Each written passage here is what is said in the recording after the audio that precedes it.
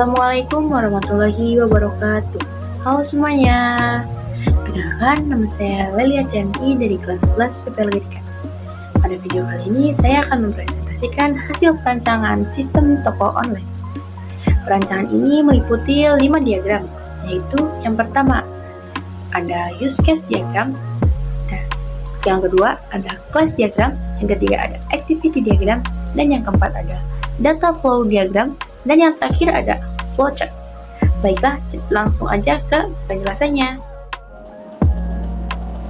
Pertama, kita mulai dari use case diagram. Diagram ini menunjukkan interaksi antara dua aktor utama, yaitu admin dan user, dengan berbagai fitur dalam sistem toko online. Admin memiliki sejumlah fungsi seperti mengelola barang, mengelola user, mengelola transaksi, melakukan update informasi, dan melihat laporan penjualan. Setiap fitur tersebut memiliki proses-proses pendukung seperti menambah, mengedit, dan menghapus data. Sementara itu, user dapat melakukan pendaftaran akun, login, melihat produk, mencari produk, menambahkan barang ke keranjang, melakukan checkout, dan melihat status pemesanan. Beberapa proses seperti validasi pembayaran dan pengiriman email verifikasi ditampilkan sebagai fungsi tambahan yang mendukung proses utama. Use case diagram ini memberikan gambaran umum dan lengkap tentang apa saja yang bisa dilakukan oleh admin dan user dalam sistem. Selanjutnya adalah activity diagram. Diagram ini menjelaskan alur aktivitas yang dilakukan user saat menggunakan aplikasi.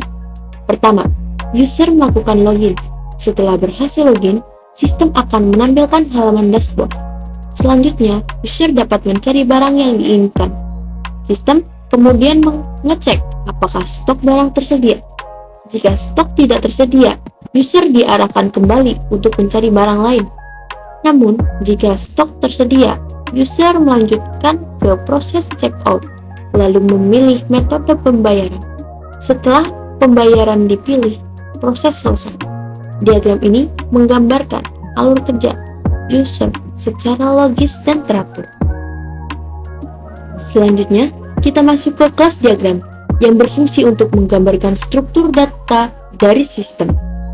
Di dalam diagram ini terdapat 4 kelas utama, yaitu user, barang, transaksi, dan report. Kelas user menyimpan informasi pengguna seperti ID user, nama lengkap, jenis kelamin, dan email. Kelas barang menyimpan data barang berupa kode barang, nama barang, harga, dan stok.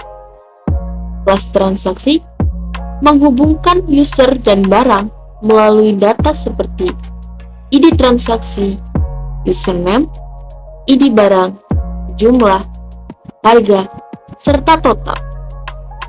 Kelas report digunakan untuk menyimpan laporan transaksi lengkap, termasuk tanggal, metode pembayaran, total harga, dan status.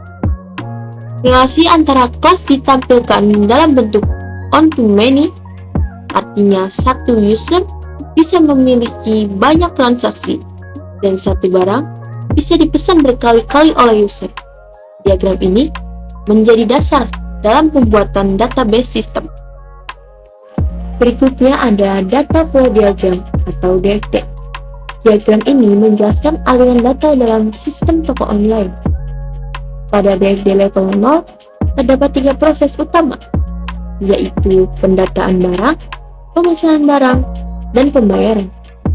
User mengirimkan data pesanan, sistem memprosesnya menjadi transaksi, dan admin menerima laporan data tersebut.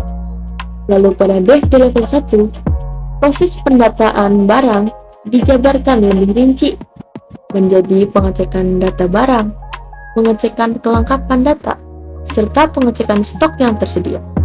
DFD ini sangat penting untuk menggambarkan bagaimana data bergerak dari satu proses ke proses lainnya.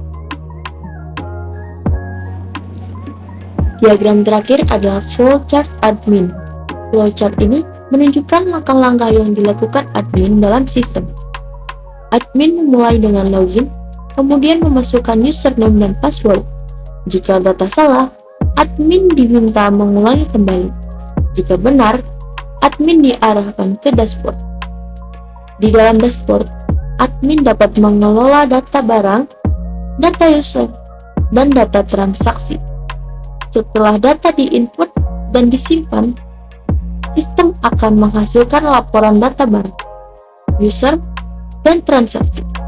Flowchart ini mempermudah pemahaman tentang alur operasional admin di dalam sistem.